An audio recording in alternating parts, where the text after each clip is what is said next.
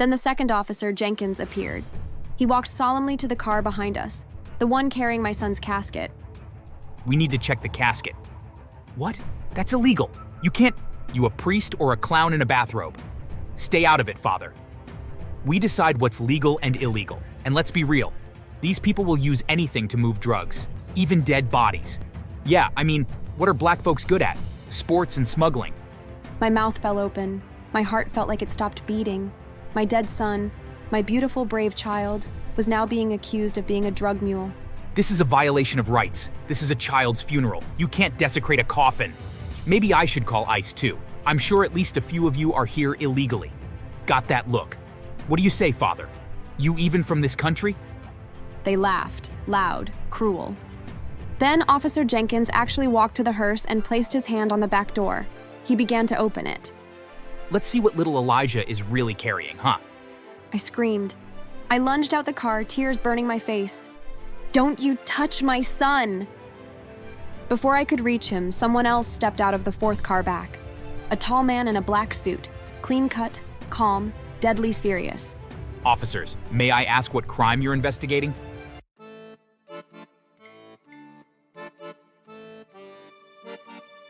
My name is Nadine Holloway. I'm a black single mother.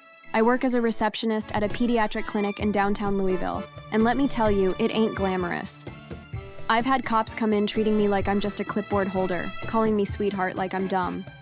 I moved to the US from St. Lucia when I was just 5.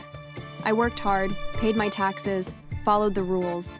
Still, to some folks, I'm just another black woman in the wrong place at the wrong time. And yet, even with all the challenges, I made a life. My son Elijah was my miracle. A sweet, curious boy who loved Legos, mangoes, and dinosaurs. He fought hard when leukemia tried to steal him away.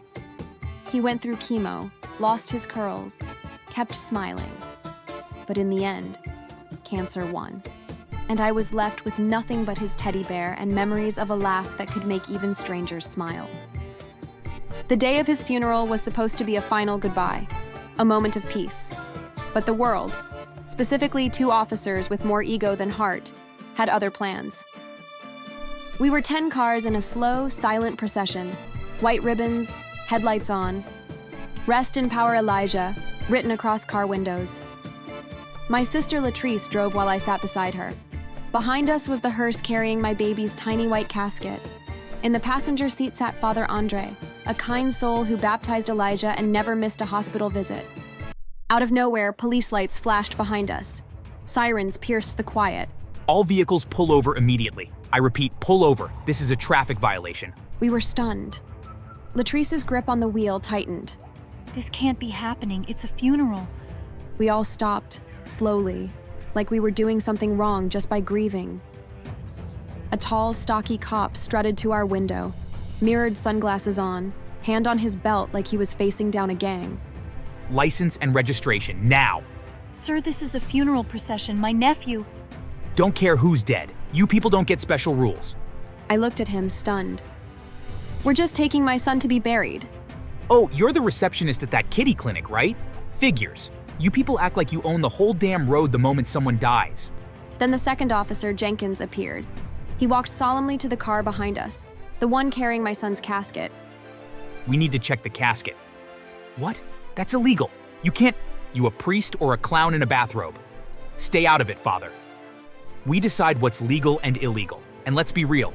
These people will use anything to move drugs, even dead bodies. Yeah, I mean, what are black folks good at? Sports and smuggling. My mouth fell open. My heart felt like it stopped beating.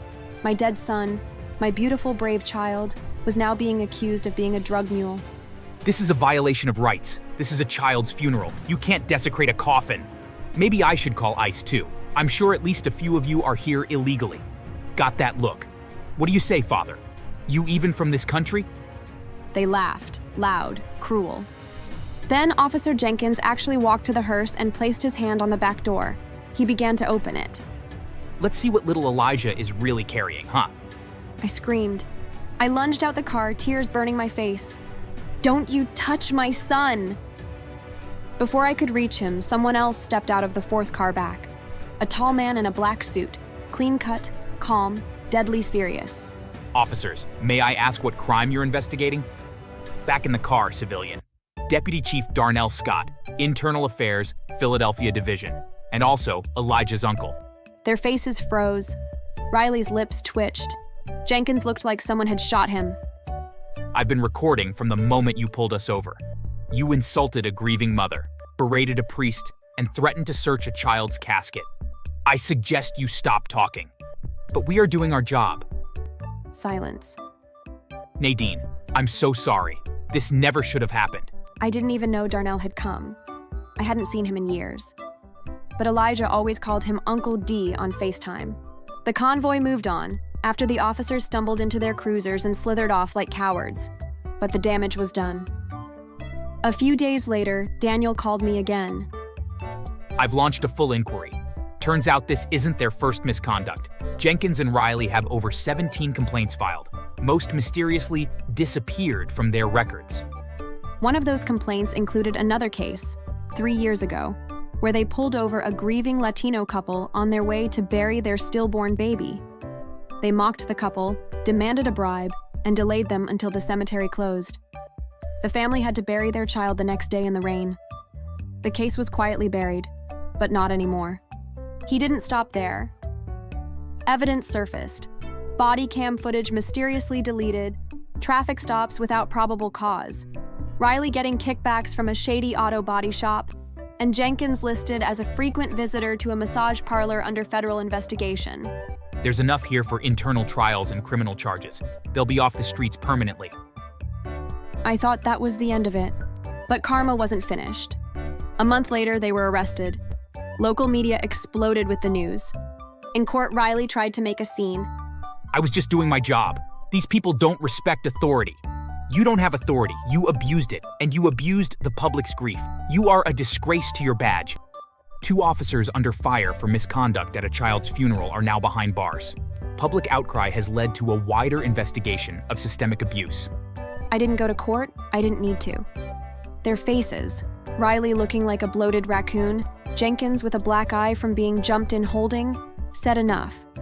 I got letters, flowers, cards from strangers. Some police officers, white and black, visited me at the clinic. They apologized for their colleagues, said they were disgusted. One of them even brought donuts and said, "This doesn't fix anything, but maybe it makes a bad morning less bad." In prison, things weren't better for them. In fact, they were worse. Correction officers placed them in general population with inmates who'd seen the funeral video. Word got around fast. An inmate named Red threw Riley's food on the ground and said, "That's for Elijah." Another shoved Jenkins into a mop bucket and called him the casket cop. They were given the worst beds, next to the toilets. Their commissary got lost every other week. Even other correctional officers refused to speak to them. One inmate told a reporter later, "I did 10 years for robbery, and I still got more heart than those 2. Riley had to be moved to protective custody after someone wrote "funeral clown" on his jumpsuit in permanent marker. Jenkins filed for psychiatric help after a mental breakdown. An inmate called Big Red apparently told Riley, "You picked the wrong kid's funeral to crash, punk." Even then, their families never came to visit. Wives filed for divorce. Kids refused to speak to them. I didn't celebrate. I just went to Elijah's grave with sunflowers and whispered, "They tried to shame us. Now look at them." The world can be cruel, especially when you're black, when you're poor, when you're just trying to bury your child in peace. But sometimes, just sometimes, justice shows up in plain clothes, sitting 3 cars back, watching. A month later, we held a balloon release at the park for Elijah. Red, yellow, blue, the colors of his favorite cartoon. Hundreds came. People I didn't even know hugged me, prayed with me. Some kids from Elijah's school drew pictures of dinosaurs and gave them to me. "So he can play with them in heaven," one girl said. And I knew my baby mattered. My baby changed something. Subscribe and thanks for watching. And hey, if you ever get stopped by Officer Riley, never mind, you won't. He's currently learning the hard way that even bullies can't outrun karma in a cell block.